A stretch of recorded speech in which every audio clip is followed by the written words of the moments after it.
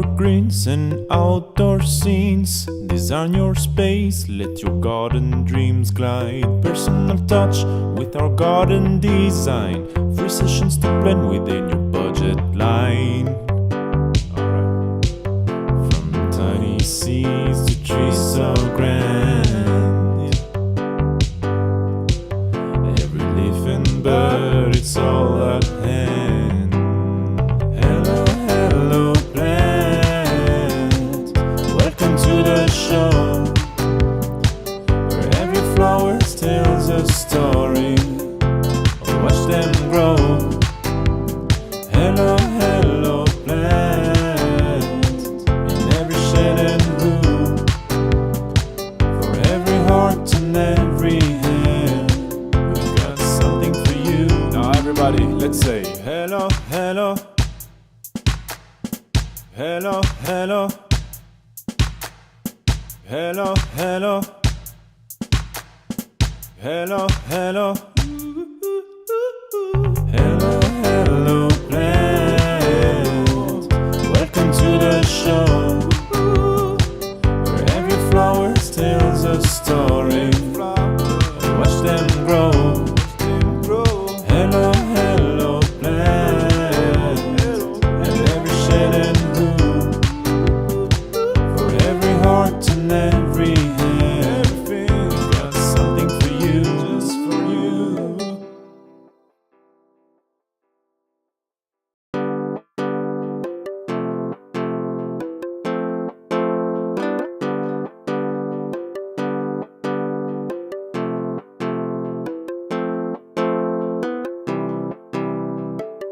In the morning sun, where the flowers bloom, colors blurs like a painter's dream come true.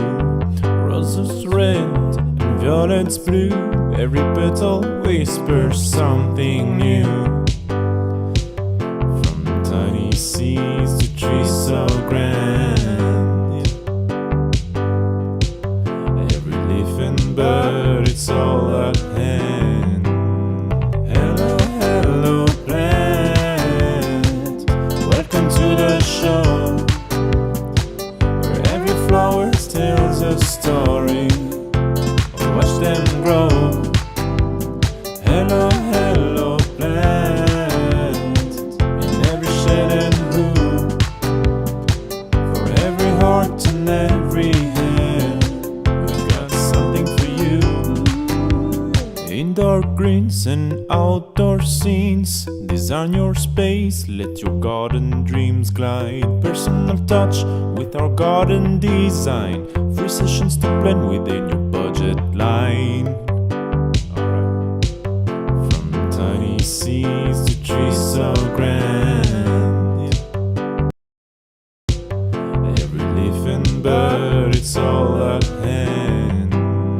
Hello, hello plant, welcome to the show, where every flower tells a story. Watch them grow. Hello, hello plant, in every shade and hue, for every heart and every hand, we've got something for you. Now everybody, let's say hello, hello, hello, hello, hello, hello,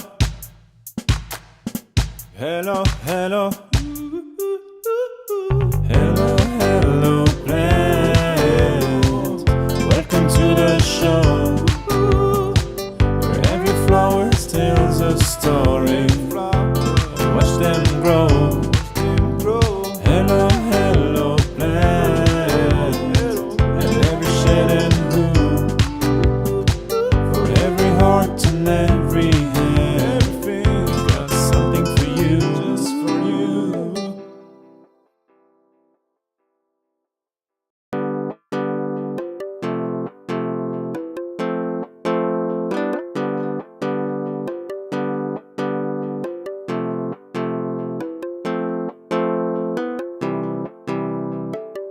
In the morning sun, where the flowers bloom, colors blurs like a painter's dream come true. Roses red and violets blue, every petal whispers something new. From tiny seeds to trees so grand, every leaf and bird, it's all at hand. Hello, hello plant, welcome to the show, where every flower tells a story. Watch them grow. Hello, hello plant, in every shade and room, for every heart and every hand, we've got something for you. Indoor greens and outdoor scenes, design your space, let your garden dreams glide. Personal touch with our garden design, free sessions to blend within your budget line. From tiny seeds to trees so grand, every leaf and bird, it's all at hand. Hello, hello plant, welcome to the show, where every flower tells a story. Watch them grow. Hello, hello plant, in every shade and room, for every heart and every hand, we've got something for you. Now everybody, let's say hello, hello, hello, hello.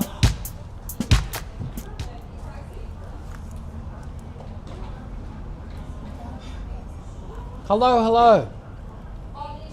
Welcome to our question and answer. Hello, hello, welcome. Feel free to put your any questions in the chat below, and we'll get to it. Yeah, that's right. We do this every Monday. Every Monday we answer your gardening questions. So whatever your gardening question, if you want to know how to plant something, how to grow something, how to fix a disease or a problem, how to inhabit some very difficult part of the garden with plants, just put your question in, and we're just going to go sequentially through the questions and ask and answer the questions. Amazing. So we have a question from Sari. They're asking how often to feed magnolias. She's from Brisbane. Right, magnolias. Magnolias. Yeah, cool. So magnolias are quite hungry little devils. And in the old days, what people always fed them with was cow manure, and you could put a bit of cow manure around, cultivate it in some sort of pulverized cow manure, and magnolias seem to love cow manure. So you put it in a couple of big handfuls, and do that 2 or 3 times a year. Or these days, a lot of people would use a slow release fertilizer like a NutriCoat or an Osmocote. And depending on the size of the tree, you do the whole drip line area of your magnolia with an Osmocote or a NutriCoat. And if you're in Queensland, you'd probably, although they say it's a 12-month thing, because of the heat and the rain in Queensland, I do it every 6 months. So something like an Osmocote or a NutriCoat every 6 months, or perhaps something like a pulverized dried cow manure, which you can buy sometimes at petrol stations and things. I do that 3 or 4 times a year.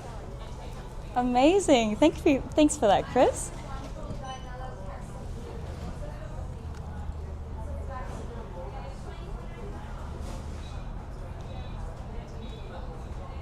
Okay, so if you're watching us today, if you're listening to us today, this is an opportunity. If you're wondering what to plant in a particular spot, you're wondering how to screen out those neighbours with their 2-story flats next door, whatever your question is, you can ask that question now and we can answer it. Absolutely. All questions are welcome. So Chris, what is your favourite plant? That's an interesting question. Yeah. What do I enjoy the most? Look, probably, when I think about my garden designs and things like that, I really like Loropetalum and probably the Plum Gorgeous. And the Plum Gorgeous, incredibly versatile plant. Beautiful, deep burgundy purple foliage and fabulous pink flowers all over it in springtime.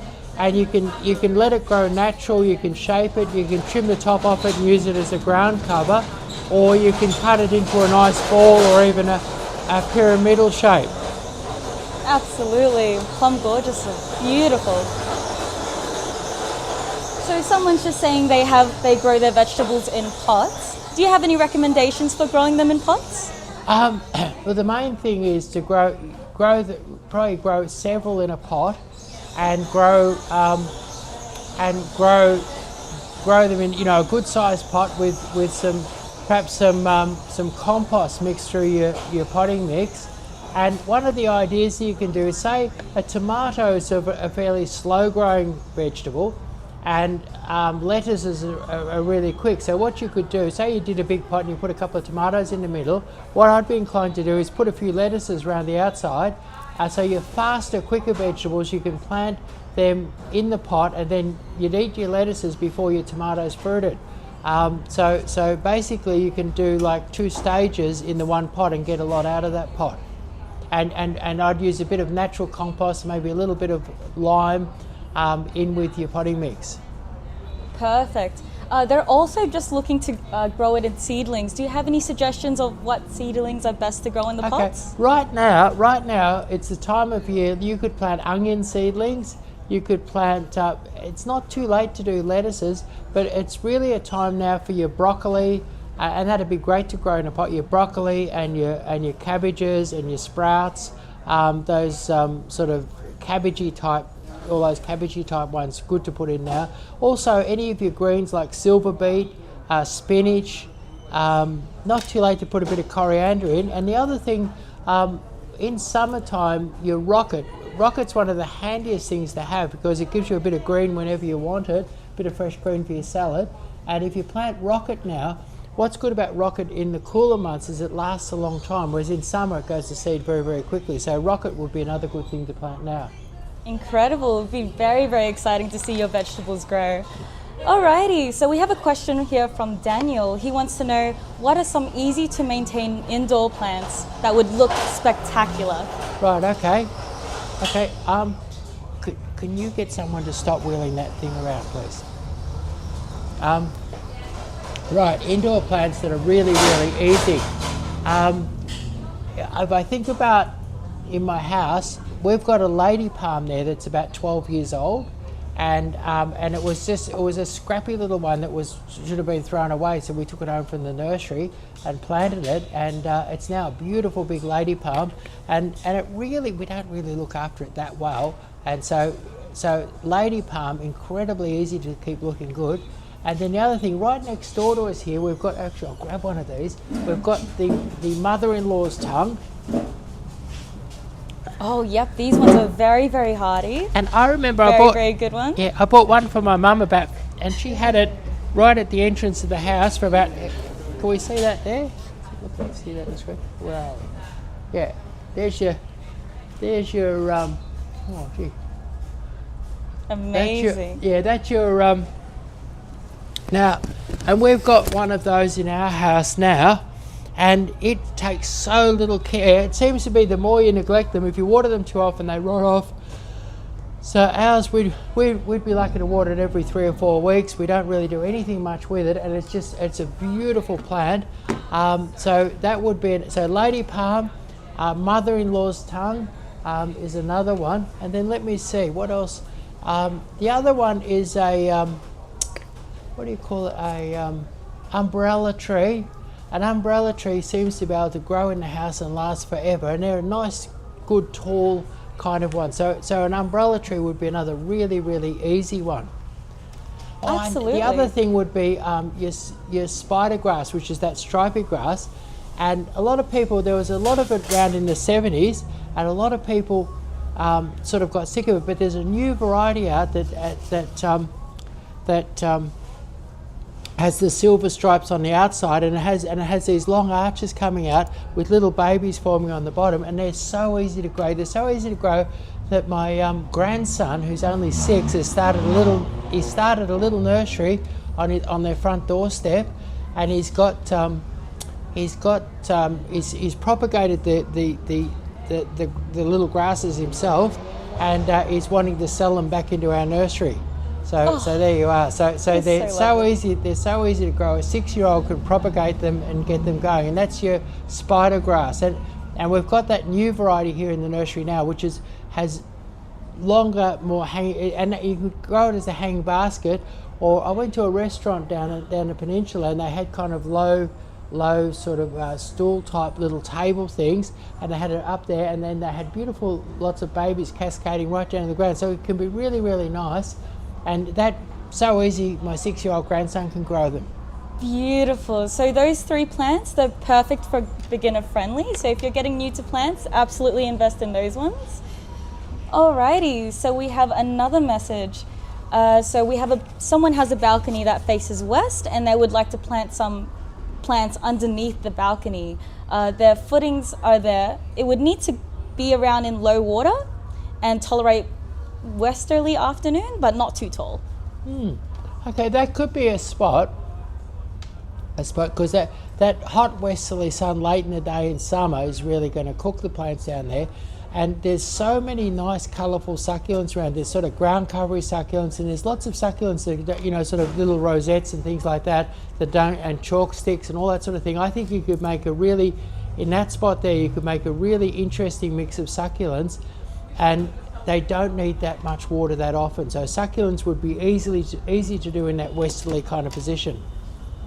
Incredible. Thanks for that. Alrighty, we have a bunch of questions coming in. So another one, Lisa's asking, so can daffodils push through if my ground cover is native viola?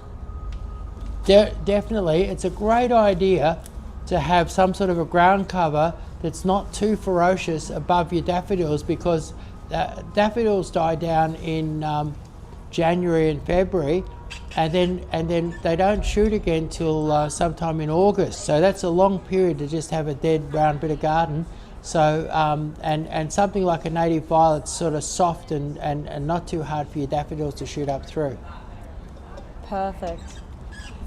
Alrighty. And someone's asking, what causes my English box to go yellow?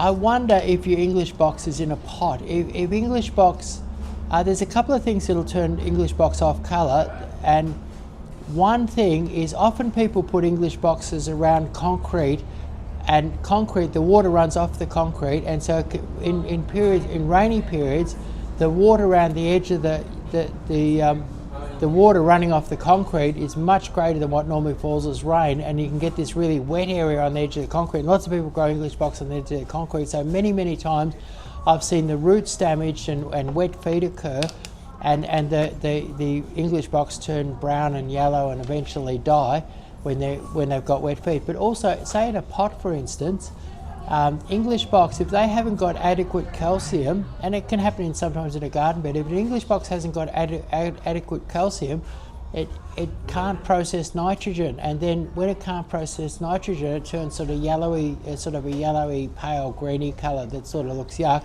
And you can put on as much, and you sort of look at it and you think, well, gee, that's lacking nitrogen, but you can put on as much nitrogen as you like. If you haven't put a bit of calcium on, it's just not going to turn green.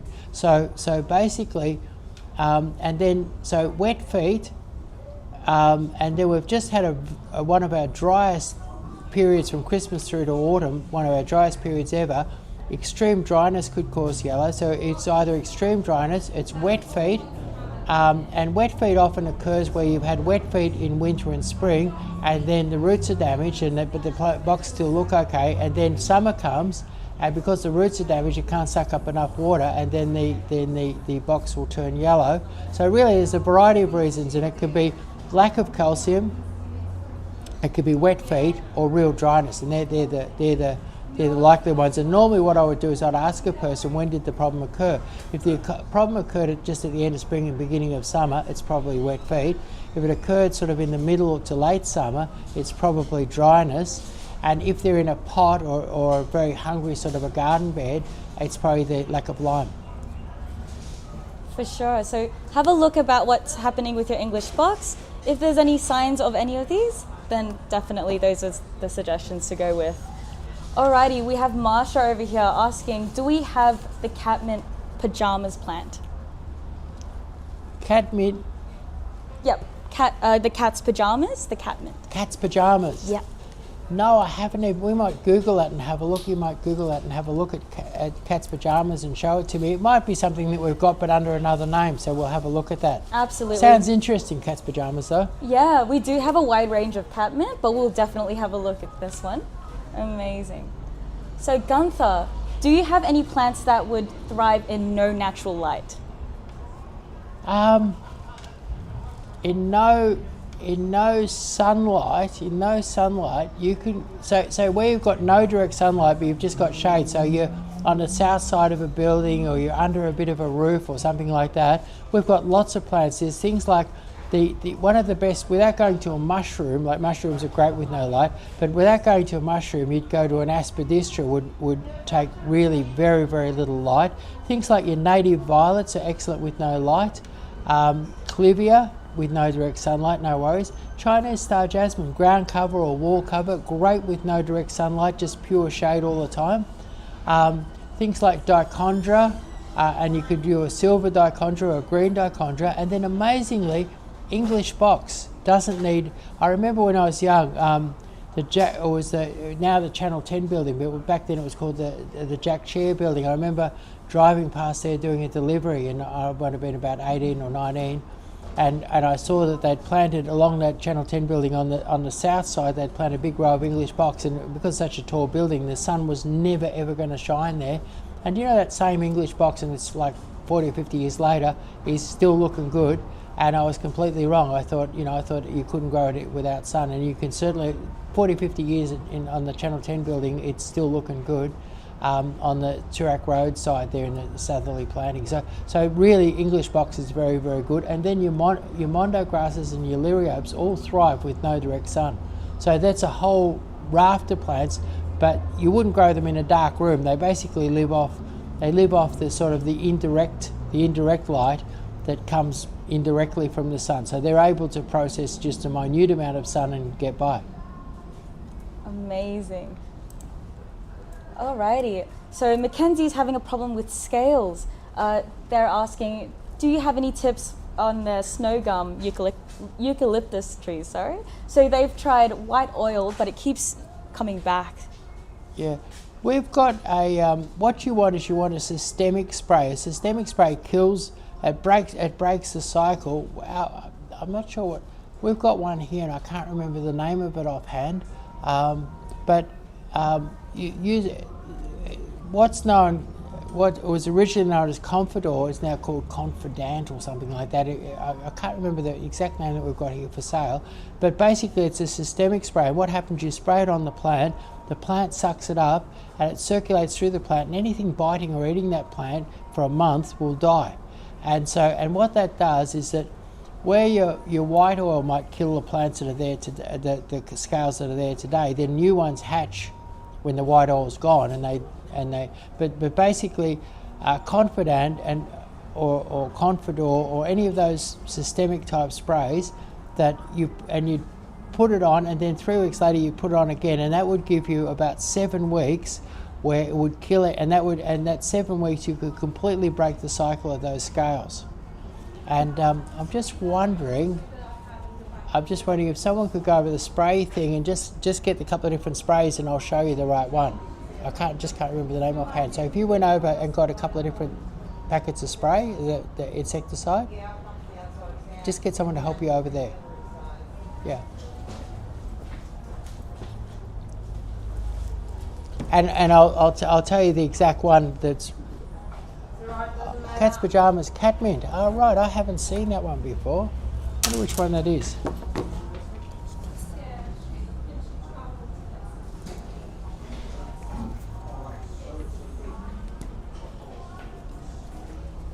Alrighty, Mackenzie, we're just going to have someone from our team make sure that you know where to go for it to get exactly what you're looking for. Oh right, okay, so cat's pajamas, it's an interesting one. I haven't come across it. And what it is, it's a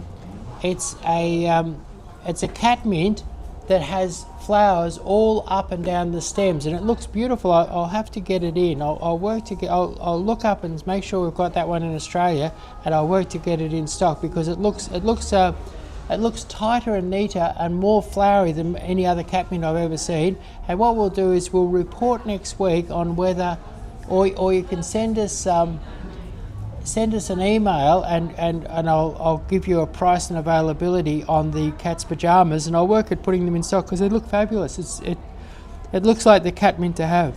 Absolutely, I've just had a look myself. Alrighty, Marsha, keep an eye out for that one. That's very exciting.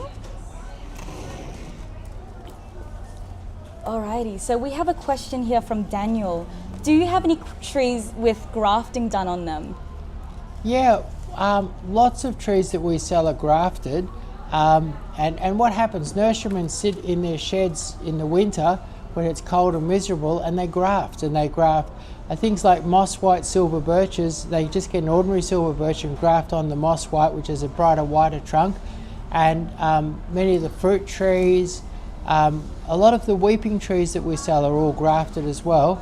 There's two ways that people turn sort of a wild tree, like a wild cherry, into say a weeping cherry or a blossoming cherry or even a fruiting cherry, and that is done either by a winter graft. Grafts are mostly done in the winter, or a summer bud where they just cut a hole in the bark and insert a little bud in there and then tie it up. So and we'd have quite a few thousand grafted trees in stock today.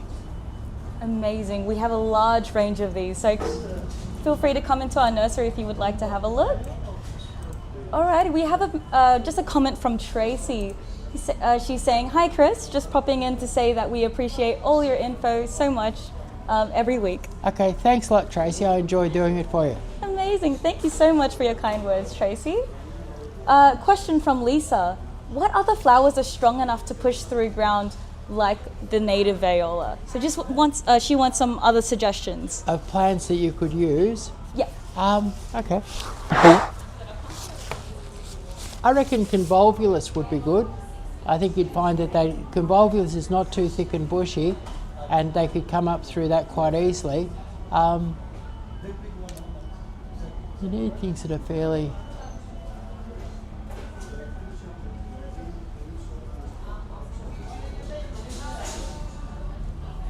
And I would say there's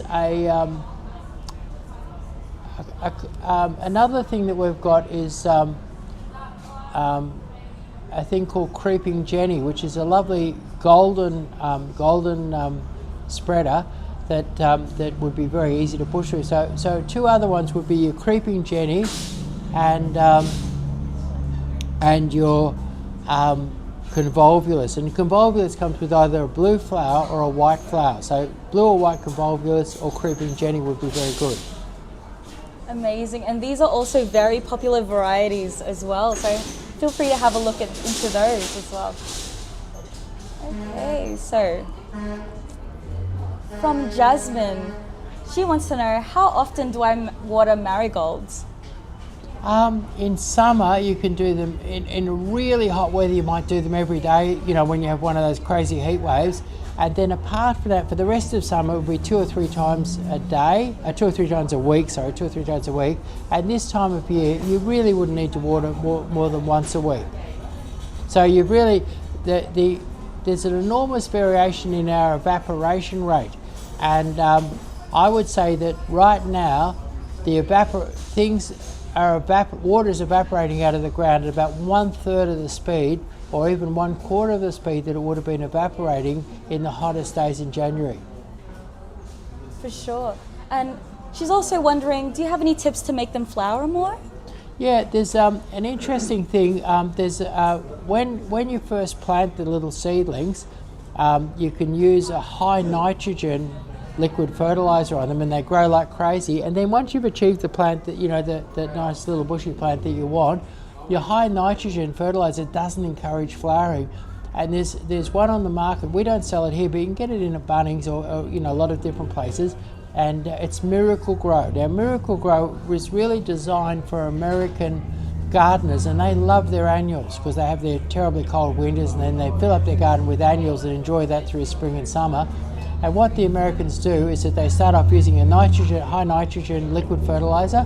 They get their big bushes up in a few weeks, and then they hit them hard with Miracle Grow. Now Miracle Grow has such high phosphorus content that it gives them a slight toxic shock that triggers them into flowering. So Miracle Grow is the way to get your annuals, get them growing with some high nitrogen, and then slow down their growth and get them flowering with Miracle Grow. Absolutely. There you go, Jasmine. So Miracle Grow is the way to go. Alrighty, Mackenzie, looking forward to seeing you come in. And we have another question over here, just on Instagram. They need help about what plant side of the driveway, except conifers or hedging plants, something slim and taller that still provide privacy. Okay. Could you pass me that plant there, please? I thought somebody might ask me that question today. That's a good one. How can I get that where you can see it? So here we are. This is called a sky pencil, and it's a Japanese holly called a sky pencil, and it grows tall and skinny. And so you could plant this along the driveway and never block your driveway or anything like that. And often, like I put these up and down people's driveways when I'm doing garden designs quite often. And then what I'll often plant in between them is a lemon lime nandina, or even a red nandina if the place wants a bit of colour. So dwarf nandinas are great up the side. My dad was a great nurseryman, and he owned several properties, and he always grew nandinas up and down the driveway.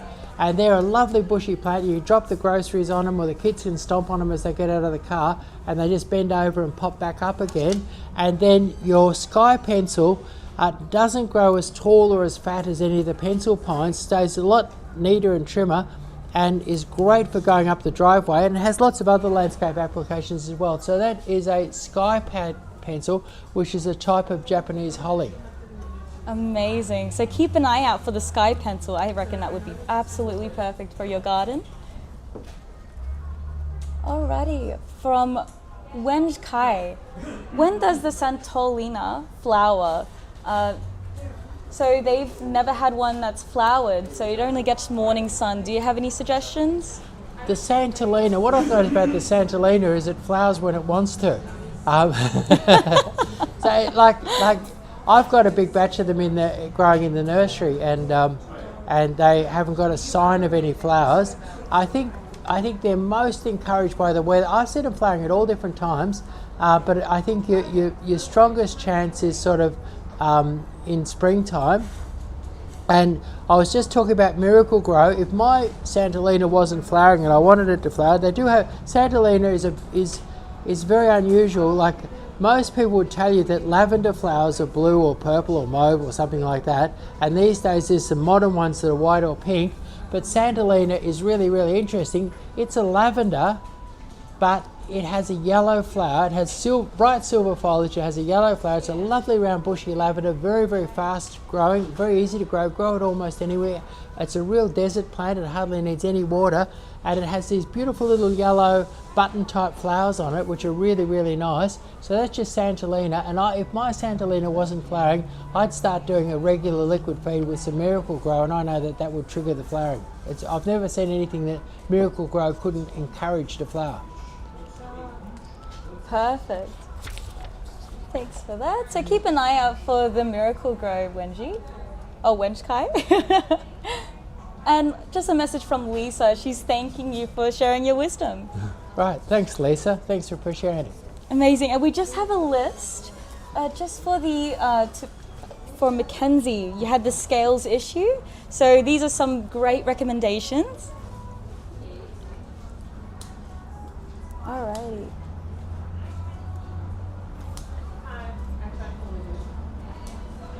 Right. So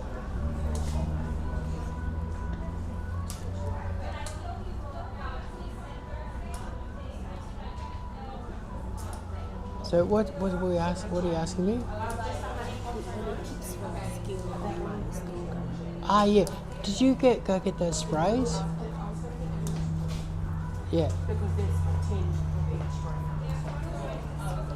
Yeah, so what, for scale on the snow gum, I would use a systemic insecticide, and the one that's commonly available, I've got it in stock and I can't quite remember the name off the top of my head, but I'll have that in a minute and I'll tell you which one it is. And basically, I was saying before, what I would do is I would spray once, I'd spray again in 3 weeks, and then that will give you 7 weeks where the plant is toxic for an insect to eat it, and in that 7 weeks I think you should wipe out the bugs. Absolutely. I might go, how do we get someone to go get the sprays? They're just over there on that shelf. So one of our teams are Yeah. getting that ready. Okay. I just want a packet of the systemic spray so I can tell them what the name is. Could I have a look? Could I have a look? That's it, Conguard. That's it there. I'll just show them that. Thank you. the one? So Conguard is your systemic. That's it here. Where are we? Conguard is your systemic spray. That's it there, and you only use a tiny bit in the water, so a bottle like this would last you year after year, even if you had quite a decent sized garden. But you can use this, any sort of Conguard, it's fairly toxic, you've got to be careful when you use it, but just use it in minute amounts. And what's good, you just pick out the plant that's got the problem, and basically anything that eats that plant, once you spray this here, anything that eats that plant will die. So what it does, it really picks out the bugs that are eating your actual plant rather than just spraying all the bugs in the district, you know what I mean? So it's a way of and so if you just spray this on your eucalypt once, and then and I think we're looking at a if you spray that once and then spray it again in 3 weeks, that should clean up any sort of scale or anything on your eucalypt. Awesome. And Mackenzie just says, thank you for your advice. Absolutely, that is an essential one to have, especially if you're dealing with scales. Let us know how you go, Mackenzie. Alrighty, so we have a question from Hitch. They want to know, do you have any tips for getting grevillea flowers brighter in color? You're not gonna, without a bit of serious plant breeding, you're not gonna get them any brighter. One thing that you could do though is if you came to our nursery, our grevillea section is enormous. We'd have probably 40 or 50 different types of grevilleas in there, and actually one of my favourites there would be Winter Delight, which is a beautiful sort of like a rusty or smoky kind of a pink. It's not just a pure pink, it's really, really interesting. But if you were to go through all of the different, because some of them are a bit dull, but if you went through all the different ones there and had a look at all the labels and things like that, I'm sure that you could pick out 1, 2 or 3 grevilleas that are colourful enough for your satisfaction, but there's no real chemical or anything like that that you could put on them to do that. It would really just be a matter of careful choice of varieties and picking colours that you really like and colours that are bright enough for you. Perfect, thank you for that. Alrighty, question from Diane. She wants to know, do you have any suggestions for fast-growing high hedge plants but with softer leaves? Actually, I had that. Somebody was after. Now, something really unusual, but there's a spirea. It's your double flowering spirea. Now, spirea sort of has weepy leaves and weepy foliage, and it makes a beautiful, soft-looking hedge. It's a very unusual hedge. I've only seen, I saw 2 or 3 hedges around my neighbourhood which we stopped and made videos of last year, but I'd never really noticed them as a hedge, so I was out looking for spireas in flower, and you've got to cut them at the right time of year to get the flowers and get the lovely soft foliage, but it would be hard, it'd be hard to find anything nicer than the special double flowering spirea. Let me think what else you could possibly use. Another one that's soft is that I've noticed, I watched that show Escape to the Country, and I noticed that in English, we never do it here, but they get the old Prunus nigra, which is has beautiful blossom on it, and then has lovely dark purple leaves, and I see it on Escape to the Country where they've cut it into beautiful hedges, and so it's a lovely soft purple leaf on a beautiful hedge. and really, really unusual. Now that's very unusual because it'll lose its leaves in the winter, but it's something that I've noticed on Escape to the Country. It must be a little bit of a trend in England to use the Prunus nigra as a hedge. So that would be so your double spirea and your Prunus nigra, and then I'll throw a native in there because I'm always talking exotics. But I've been, and actually I had a lady in who I did a garden design for about 2 years ago, and we used right around the outside of her garden, we used Dodonia Mr. Greensheen. Now Dodonia Mr. Greensheen has really dense foliage, and the leaves are kind of soft green and they're kind of a little bit floppy. And she put it right around the outside of her garden, and she trimmed it up hard against the fence, and it's absolutely beautiful. And she had a little rosemary hedge on the inside. But your Dodonia Mr. Greensheen is a lovely, soft, native, and particularly fast growing and hardy green hedge. So that would be another one for you. So that's 3 hedges, 2 exotic and 1 native, that would give you that sort of lovely soft look. Incredible. So have a look into those, Diane, and let us know what your favorite is. Alrighty, we have 15 minutes left. We're going to answer as many questions as we can. Alrighty. So a question from Felicity. Can you recommend a native tree that grows in clay and will grow 10 meters, so with dense foliage? Okay. So a really nice bushy tree would be your luscious water gum. So luscious water gum, that is a 9 to 10 meter tree. Lovely big leaves like an evergreen magnolia, like the big sort of southern, from the south of the US, large leaf magnolia. And it's a fast-growing, very, very hardy tree. Loves a bit of heavy clay. Excellent choice. So water gum luscious, and you can buy them as a small tree or buy them as an advanced tree, and get them up big very quickly. Absolutely. Amazing. Thank you for that. Alrighty, Renchkai, another question. Some of the lemons have brown spots all over them, but not all of them. Do you have any suggestions with those ones?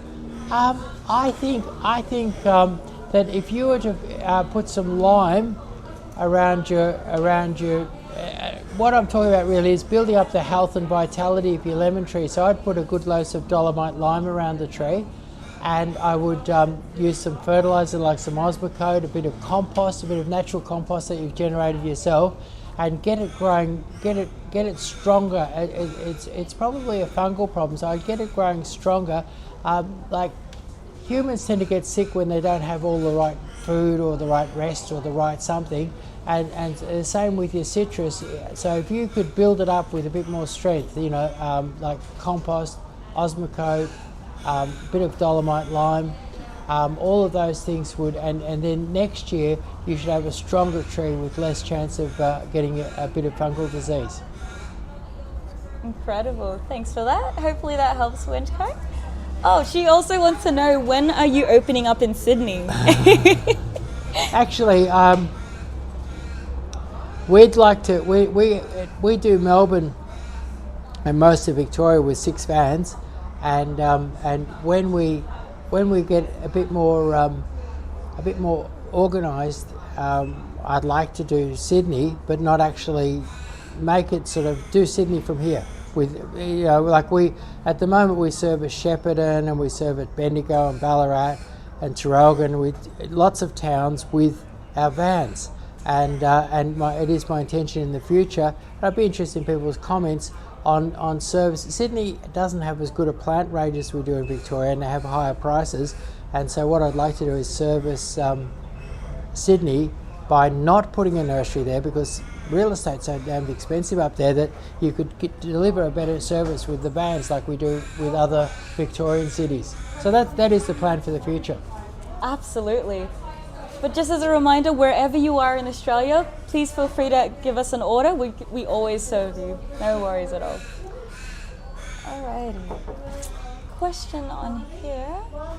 What is the best way to get our silver sheen growing faster? So they want something 3 meters tall. So this is from Joe. Okay, so say you're starting from scratch, the planting is important. I'd dig a nice big hole, mix lots of potting mix, 50% potting mix, 50% soil, use some soil wetter and some Osmocote when you're planting, and plant it up high in the hole. Have it right up high in the hole and firm it up with a bit of... Then after that, it's a matter of using a bit of soil wetter to get the moisture in.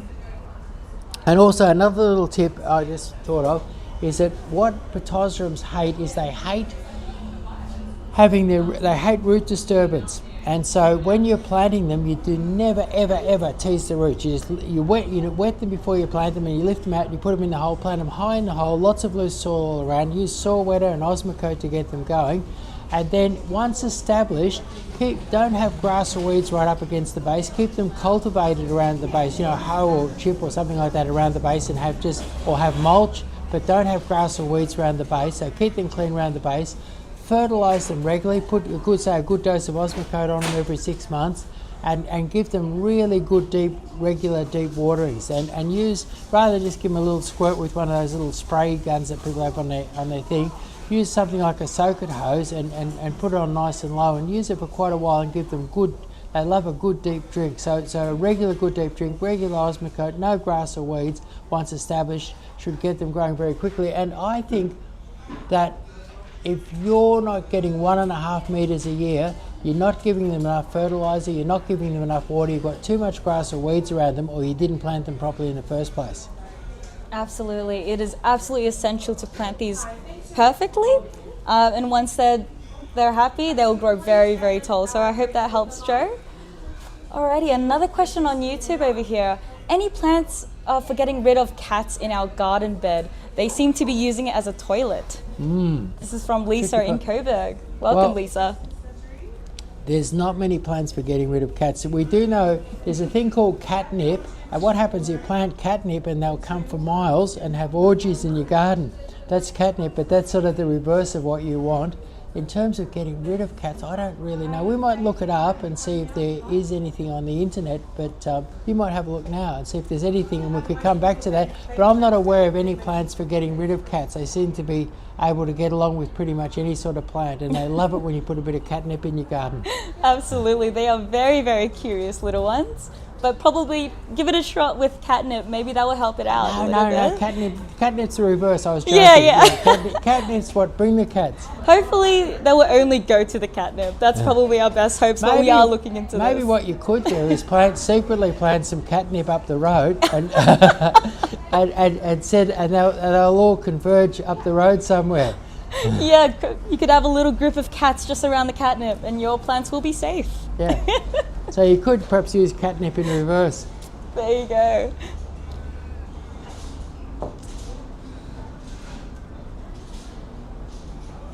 Interesting.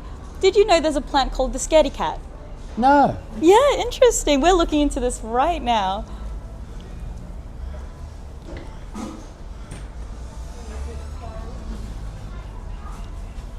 Okay, so we'll have a look and see if we can find that. To deter cats from your garden, use scaredy cat. It's called Coleus carminal, rosemary or lemon thyme. And what you could do is you could put all of those in. So you can put a scaredy cat plant in, you can plant rosemary or lemon thyme, and they're all things that cats don't like their strong scents. Isn't that incredible? We actually have some of these varieties in our nursery right now. So lemon thyme, rosemary, or Coleus carminal. Perfect. I'm going to have to get some of those myself. Amazing. 3 minutes left. Any more questions?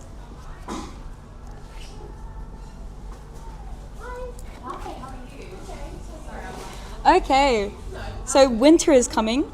How can we best take care of our plants?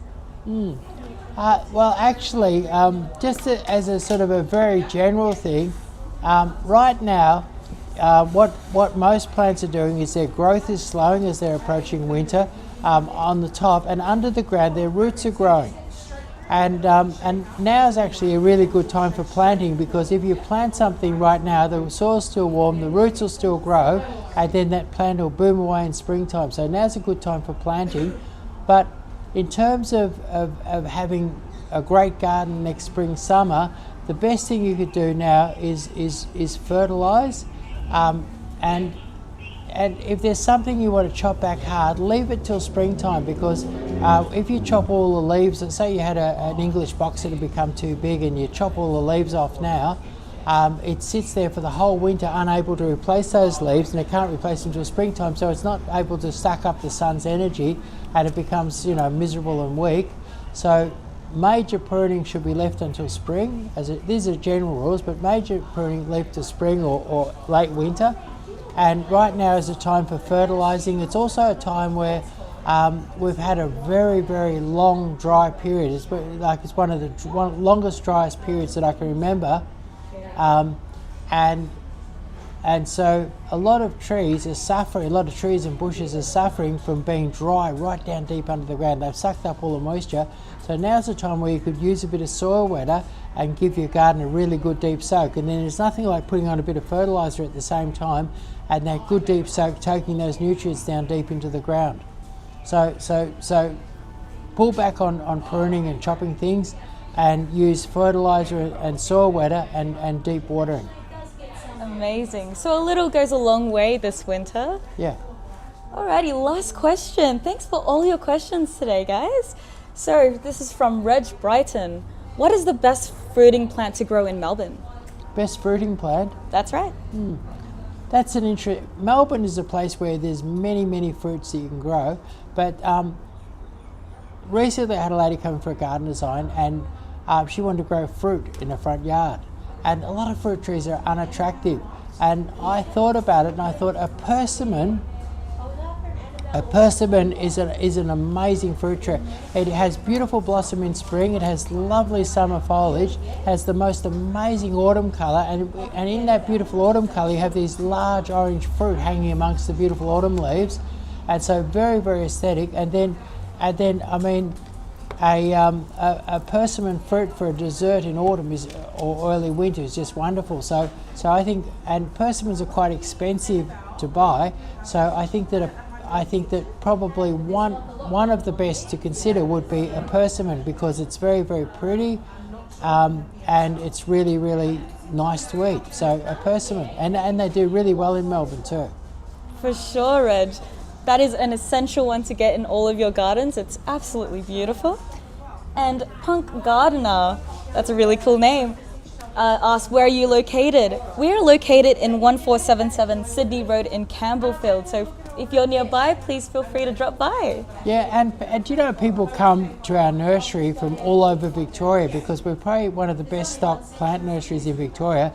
And on the weekend we had people from, you know, all the main towns all over Victoria. I was amazed. People drive for hours to come here, and they're not disappointed, because we'd have a couple of 100,000 plants, and we'd have probably 1,000 different varieties of plants. Yeah, so people come a long way, and in the bigger picture of thinking where we are, we're not that far. We're probably about 10 minutes drive from Tullamarine Airport. So if you're coming in, and I chose this particular location so that a person coming in from, whether you're coming in from Geelong, or you're coming in from Colac, or you're coming in from Bendigo, Ballarat, Eltham, we're just in the middle of the ring road, and probably not that far out of your way if you're coming in. The only people that we're kind of a long drive for is people from Terralga. You've got to go right through town, but so you know, from the Gippsland side we're a bit far, but for the rest of Victoria we're right in the middle of Victoria from a transport point of view, right in the middle of the ring road and near the Tullamarine Airport. So and if you take a day out and come down from Yale or Seymour or wherever to here, you won't be disappointed. Even Tullarook, you won't be disappointed. Absolutely, and we are open 7 days a week, so feel free to drop by. You'll have a lot of fun. Yeah, awesome. Now, Thank you so much for today and all your questions. Two things is on Friday we're having another Grower Direct flash sale, and at the Grower Direct flash sale we put up 100 items for sale at really, really low prices. And what we do, it takes 2 hours, and I run you through and I explain every one of those items to you. And what I'm going to be focusing on this week is plants that would be great for your Easter gardening project. So plants that would be great for your Easter garden project, and that'll be Friday 12 o'clock. And then if you want to ask some more gardening questions, come and see me next Monday on your favourite platform at 12 o'clock. So, and I'll be answering your gardening questions. So gardening questions, 12 o'clock on Monday, and the Grower Direct Flash Sale, 100 items, all great for your Easter gardening project, all at fabulous prices that you just won't get anywhere else. You wouldn't even get them here normally. Really, 100 items at really crazy prices in time for your Easter gardening project. Thank you. Absolutely. Thanks for that.